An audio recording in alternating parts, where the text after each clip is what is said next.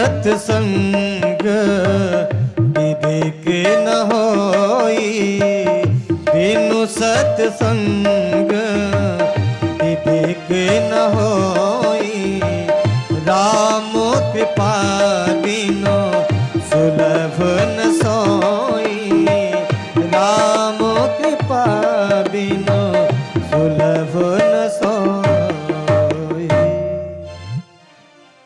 बिनु सत्संग विवेक न होई, और राम कृपा बिनु सुलभ न सोई।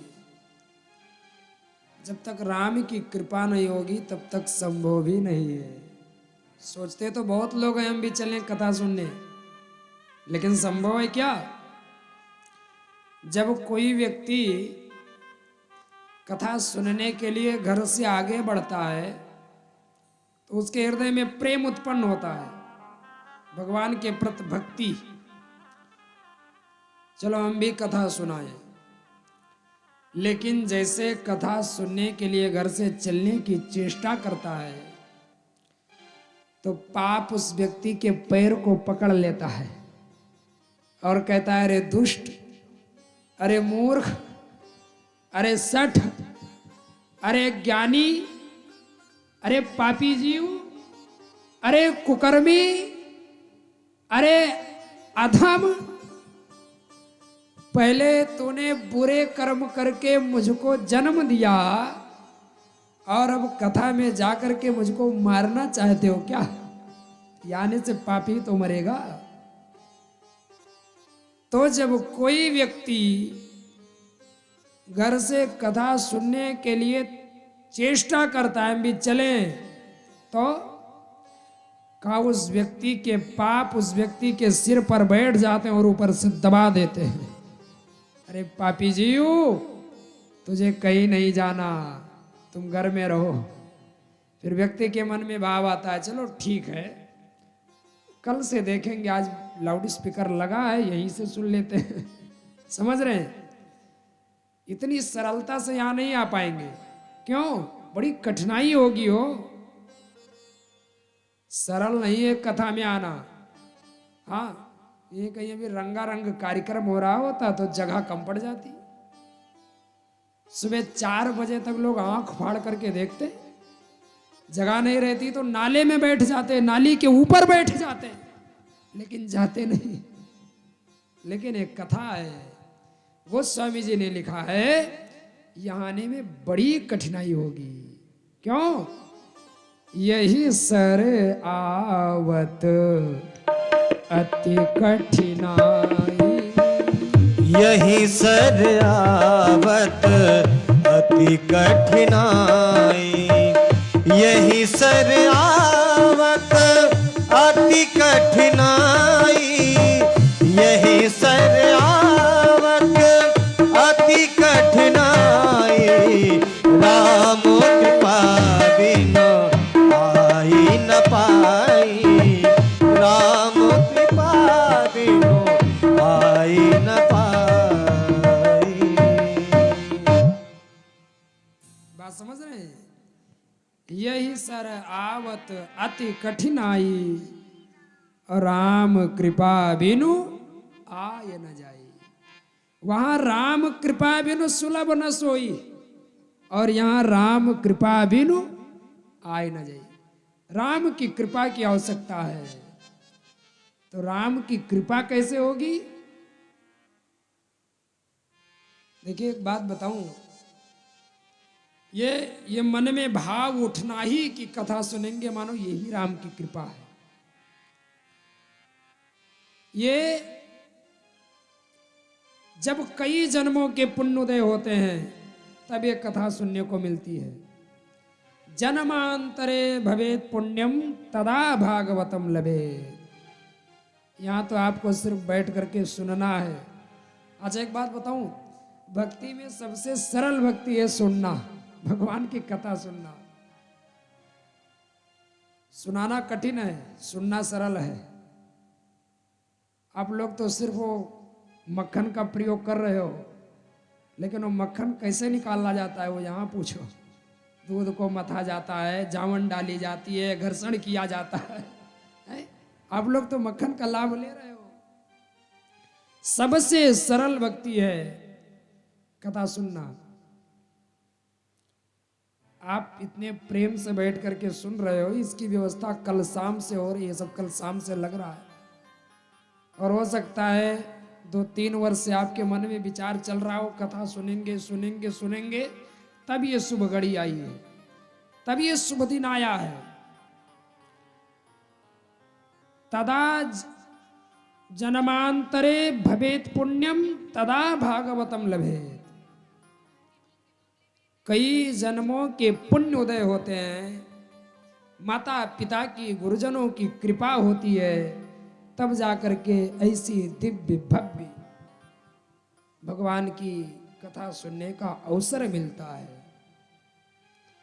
मैं निवेदन कर रहा था, आज आपको इस पुराण से सिर्फ थोड़ा सा परिचय कराएंगे, क्योंकि किसी विषय को जानने से पहले उसकी परिचय आवश्यकता है।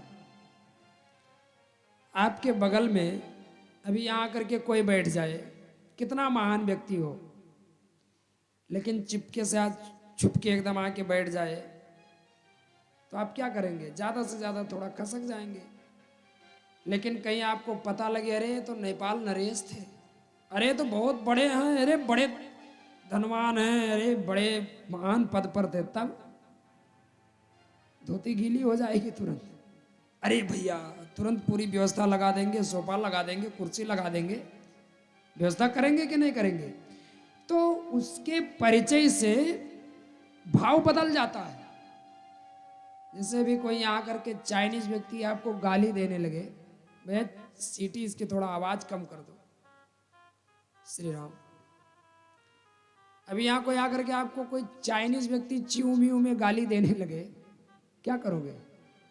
सुनते रहोगे। लेकिन कोई बता दे, अरे भैया ये आपको गाली दे रहा है, क्रोध आएगा कि नहीं आएगा? या कोई कहते अरे भैया ये आपकी बड़ी प्रशंसा कर रहा है, तो प्रसन्न हो जाओगे। इसलिए हम भगवान के विषय में जब जानेंगे, ये भागवत की महिमा है, महिमा में उनके महात्म को बताया गया। आप जब भगवान के विषय में जानेंगे तो और प्रेम स्वतः बढ़ जाएगा, क्योंकि जब तक आप किसी के विषय में जानेंगे नहीं, तब तक उससे प्रेम नहीं होगा। अरे भाई हम किसी से प्रेम करेंगे तो उसके विषय में जानेंगे ना। अच्छा, किसी से प्रेम करने के लिए 3 चीज की बड़ी आवश्यकता है। वो करता क्या है, उसका स्वभाव क्या है, और उसका स्वरूप क्या है। आप जानते होंगे, यदि आप किसी से प्रेम करेंगे, किसी से लगाव करेंगे, तो 3 चीज व्यक्ति पहले देखेगा। भाई उसका स्वरूप क्या है? स्वरूप ठीक ठाक होना चाहिए। स्वभाव क्या है? कहीं उग्र स्वभाव का तो नहीं है, क्रोधी स्वभाव का तो नहीं है। अरे प्रेम से बोलने वाला हो ना, बोलो बचन ऐसे झरे जानो फूला, समझ रहे हैं? कोई कोई होता है कि बोलता है तो लग रहा है महाराज आग उगेल रहा है। हाँ, बोले बाले कृष्ण लाल की। तो हम किसी से प्रेम करें तो 3 बात जरूर जानेंगे। उसका स्वभाव क्या है, उसका स्वरूप क्या है, और वो करता क्या है, वो क्या करने में सक्षम है। और जब इन तीनों चीजों से हम उसकी महिमा को जान लेंगे, तब उसके प्रति हमारा प्रेम, हमारी श्रद्धा, हमारा अनुराग, हमारा स्नेह, हमारी आकांक्षा, हमारी भगवत भक्ति उस व्यक्ति के प्रति स्वतः बढ़ जाएगी। बात समझ में आ रही है? गोस्वामी जी ने क्या लिखा? जाने बिनु ना होय प्रतीति, जाने बिनु ना होय प्रतीति, जाने बिनु ना होय प्रतीति, जाने बिनु ना होय प्रतीति, बिनु प्रतीति ना होई प्रीति, बिनु प्रतीति ना होए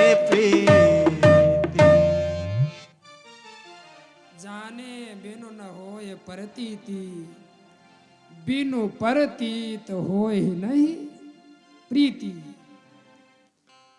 जब तक हम किसी के विषय में जानेंगे नहीं बाबूजी, तब तक उससे हमारा लगाव, उससे हमारा प्रेम नहीं होगा। तो यहाँ आप भागवत से के महात्म से जान लीजिए कि भगवान का स्वरूप क्या है, भगवान का स्वभाव क्या है और भगवान करते क्या है, बस यही बताऊंगा आज। बोले बाल कृष्ण लाल की। भगवान कैसे हैं, स्वरूप क्या है? का सच्चिदानंद रूपाय विश्वोत्पत्त्यादहेतवे तापत्रय विनाशाय श्री कृष्णाय वयं नुमः। ये भागवत का पहला श्लोक है महात्म का। सच्चिदानंद रूपाय, तीन बातें हैं यहाँ। मानो ये सूक्ष्म वर्णन है, और ये सूक्ष्म माने सूक्ष्म वर्णन, और विराट करना चाहो तो सीधी सी बात बता दूं, मानो यही भगवान जब ब्रह्मा विष्णु महेश के रूप में प्रकट हो तो विराट हो जाते हैं। सच्चिदानंद रूपायो, भगवान सत है, ध्यान से सुनिएगा। बोले बाल कृष्ण लाल की। अभी आधे घंटे बाद खूब बात करना, हाँ, जम के बात करना। क्या बता रहा था मैं, क्या बता रहा था आपको, भूल गए? बोले बाल कृष्ण लाल की। भगवान का स्वरूप क्या है? तो कहा सच्चिदानंद रूपाय। यहां तीन बातें बताई हैं। पहला सच्चिदानंद रूपाय, फिर विश्वोत्पत्त्याद हेतवे, दूसरी बात, और फिर तापत्रय विनाशाय, तीन बातें। लेकिन इन तीनों में तीन तीन बातें हैं। पहले सच्चिदानंद रूपाय में तीन बातें हैं। क्या? का सच्चिदानंद रूपाय